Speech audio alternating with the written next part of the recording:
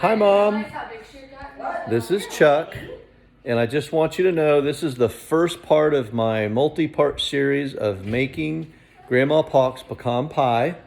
I have just mixed all the ingredients together. A little bit of light corn syrup, pecans, sugar, flour, salt, eggs, little melted butter.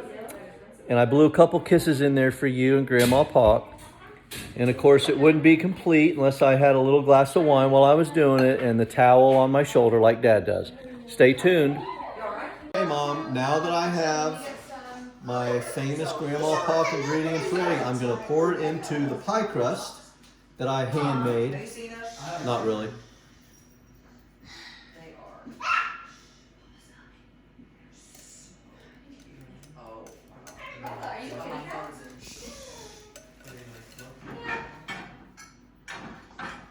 And now I'm going to throw it in the oven for a few minutes on 250, take it out, and then bake it for a while on 350.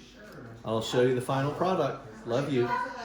So now we're ready to put it in the oven.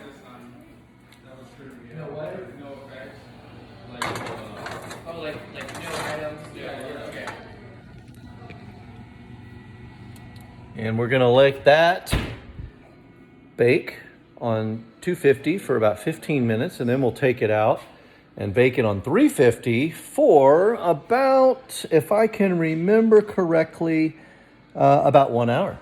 And then in the meantime, I will be preparing some beautiful sausage and peppers for tonight for the family.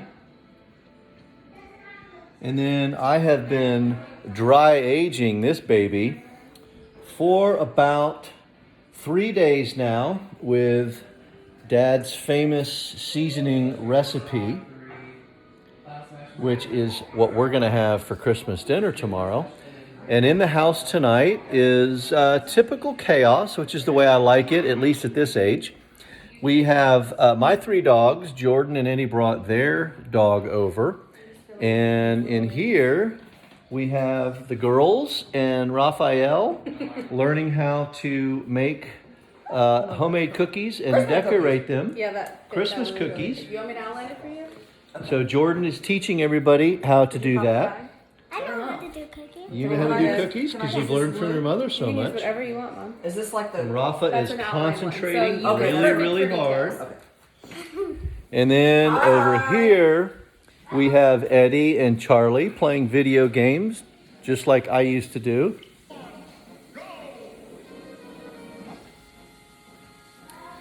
And so while I'm waiting for this pie to bake, I'm going to start on the sausage and peppers. Love you. Now that we are waiting for the pecan pie to bake, I am going to start cooking the Italian sausage and peppers.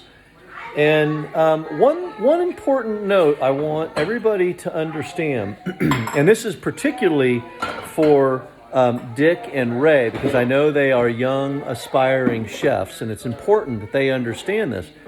But if you'll see the bell peppers that I have cut, the ratio of green bell peppers to the orange and red and yellow bell peppers is significantly different. And that has to do with the fact that you need to understand your audience for who you're cooking for.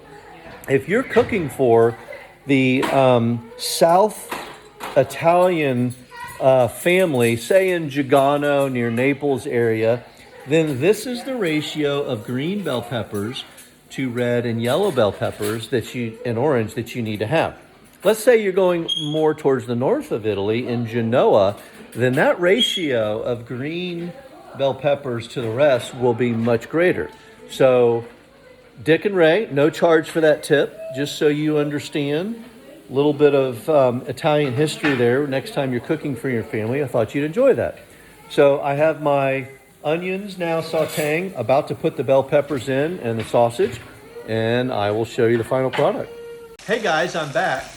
Real quick side note, Ray and Dick particularly, when you're cutting anything, especially chicken, in order to not cut your fingers off, you always put your knuckles right here, so when you're cutting the fat off, You cut the fat and not your fingers. Just wanted to make sure you knew that. Another safety tip by Chef Chuck. So while we have a little break in the action, just giving you a little update. We've got our peppers and onions cooking. And we also have our sausage and chicken that I'm cooking.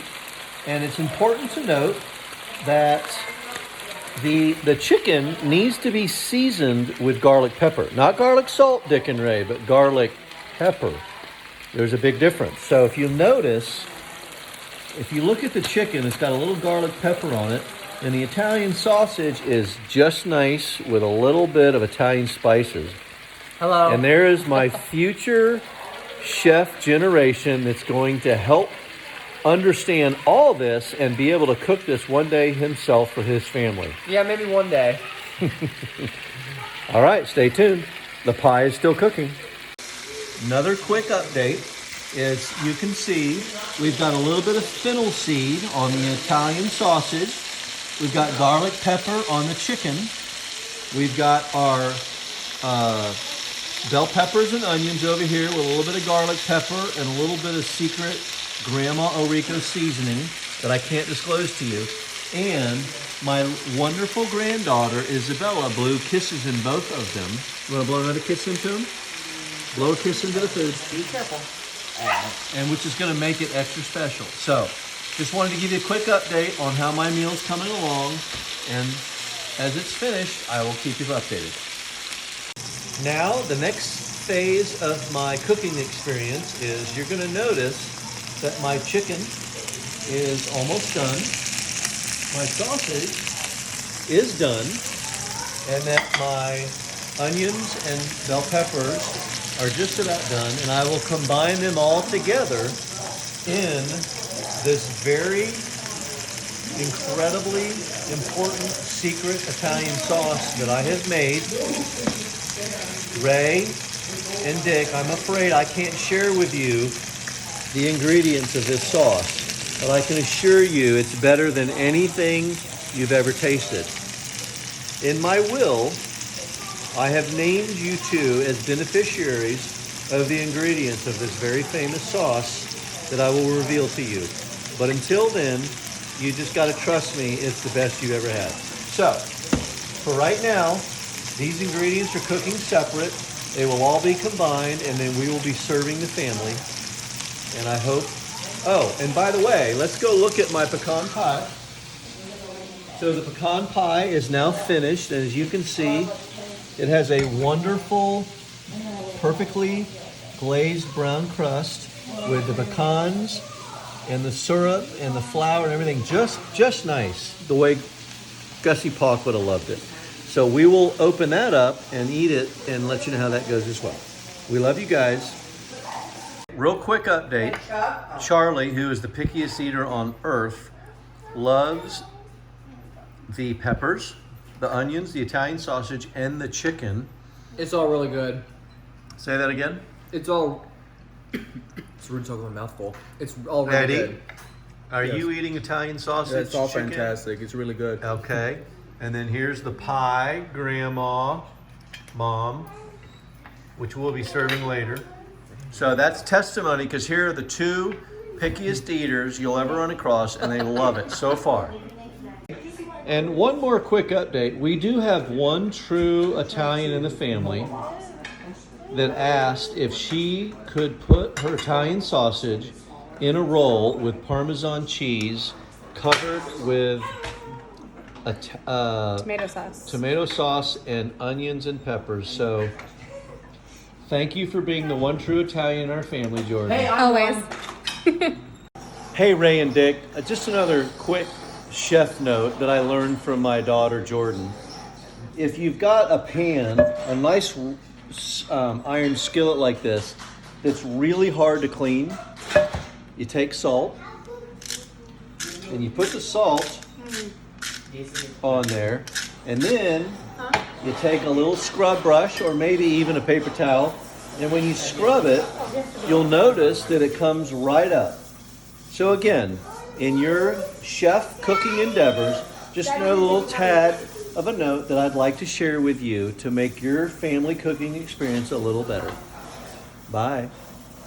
And one other item that has been brought to my attention that you would have thought I would have noticed from the very beginning is that Jordan made these Merry Christmas pajamas. And it has our names on the back. I have Mommy. For her entire family, Mommy, Daddy, and little Rugrat Raphael down there. Oh, there he is.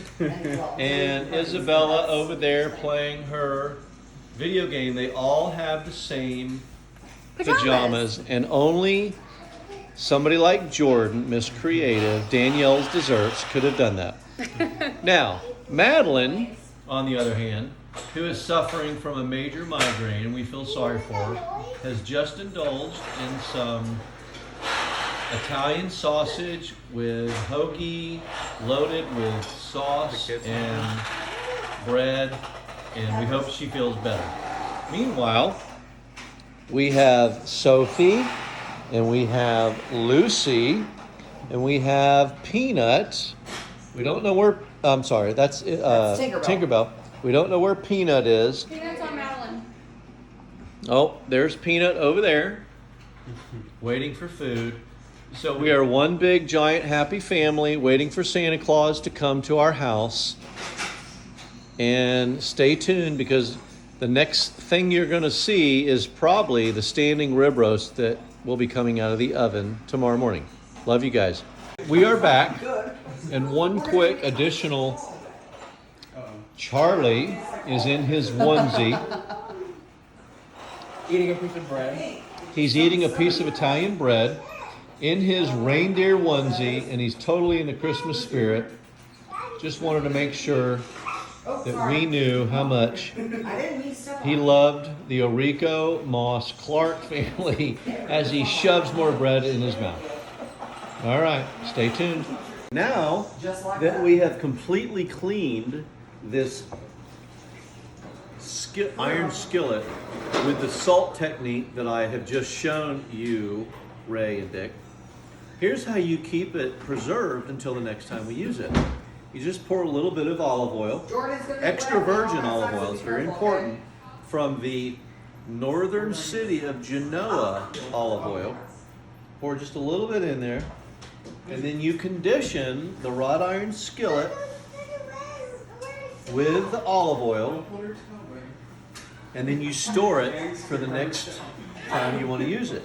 This technique was invented by Grandpa Orrico, which was Sabato Raphael Antonio Orrico, which was then taught to Charles James Orrico, which was then taught to me.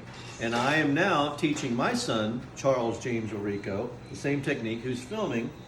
So Ray and Dick, just so you know, this is how you make sure you condition your wrought iron skillets for the next time you want to use it. Okay, so now I'm here having a little bit of quiet time from all the chaos and absolute Christmas joy. And I'm enjoying my own Italian sausage and peppers and bread, hoping that my youngest daughter, Madeline, who's suffering from migraine headaches right now, will feel a little better. So everybody say hi to Madeline and tell you love her and hope that she gets better. Stay tuned. Here I am back. It is Christmas Eve, and we are upholding the tradition of opening one gift tonight before Santa Claus comes. Right, Rafa? How many gifts do you get to open? One. Very good, Bella. How many gifts do you get to open? One. Very good. Bella, what is 2 plus 2? 4. Very good. All right. She's so smart. She is. Hey, Maddie, what's 3 plus 3? 6. Oh, you're so smart. I didn't. Okay, we're opening up. Oh, Charlie looks like he's going to open up a hockey stick with a vacuum attached to it. And Eddie's got a small gift, but big gifts come in small surprises. So we're doing our one gift opening tonight before Santa Claus comes tonight and fills our stockings. Wave hi, Rafa. Hi. Hi. All right. But Bella has something to say to you. Bella, what do you have to say? Is that my gift I get to open tonight? Yeah. Oh my goodness, that's so special. Put it on my lap. Thank you. What do you want to say to your cousin Allie or Griffin or Catherine? Who do you want to say hi to? Garrett or Allie? You want to say hi to Allie? What do you want to say to Allie? Say Merry Christmas. And then what do you want to say to Catherine? She's your fellow gymnast and ballerina, isn't she? Okay, and then say one last happy Merry Christmas to Griffin, Garrett, and Gavin. Merry Christmas. Okay. All right, guys. Thank you, Bella. Well, stay tuned till tomorrow. I normally wouldn't do this, but the one gift that we opened on Christmas Eve was spectacularly special for me that Donna got me. And it is, I don't know if you can see that, but they are socks with my beloved dog Peanut on them. Can you believe that? With his little tongue hanging out. So I know I'm violating the Christmas filming video protocol, but I had to share this one. And I couldn't wait till Christmas morning because it was so special. So thank you, Donna. I love you. And I love Peanut and my little socks. Santa came. Santa Claus came, guys. Look at the stocking.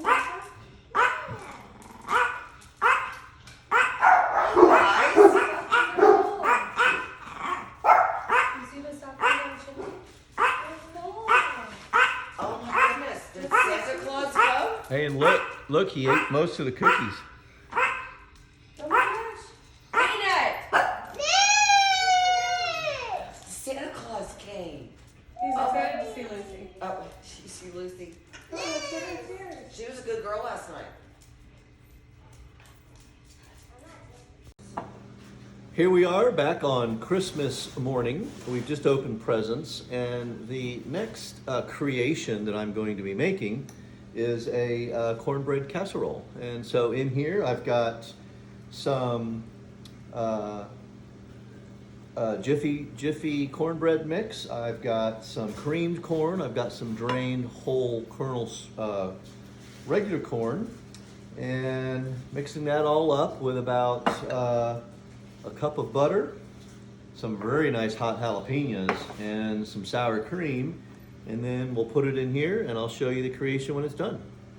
Okay, now that we've got the jalapenos and the melted butter and the sour cream and jalapenos, we're going to put it in the oven and bake for 45 minutes.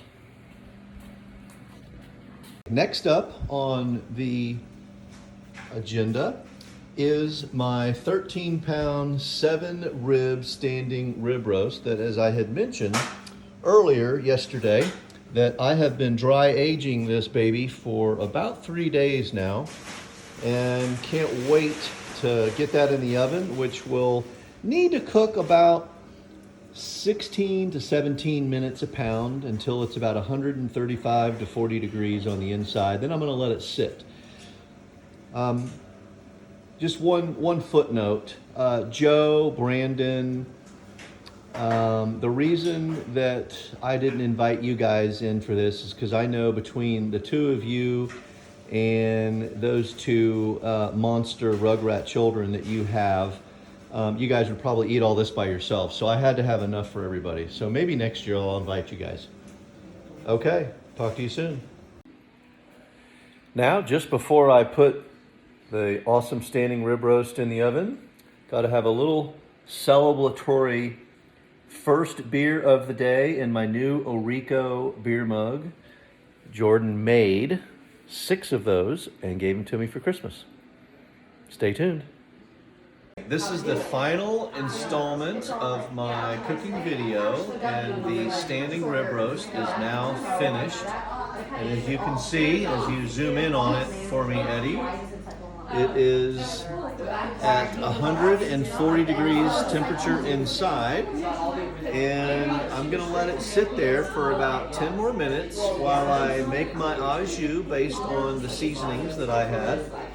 And it should serve at around 145, maybe 146 and a half degrees when it's ready to slice. And we already have the cornbread stuffing, we have the bacon wrap, avocado, green beans, and asparagus ready to go. And like all good chefs, I hope you notice that I went from my cooking attire to my presentation attire. As all good chefs know, you have to understand when you go out to present to the client or the customer, you got to be in your best clothes. So I've changed clothes now to where when I present this wonderful meal, we will then have an awesome presentation between the food and the clothing of the chef. So, Dick, I know you've always understood the presentation of a well-dressed chef. Ray, I know you're still learning, but that's okay. And in the end, I want to toast all my family, the Watsons, the Mosses, the Orricos, the Huertas, anybody else that I'm forgetting, with a little bit of Jack Daniels and Diet Coke, and we're about to have a wonderful Christmas meal. And we just wanted to say thank you for watching my video series. We love you guys. Good night.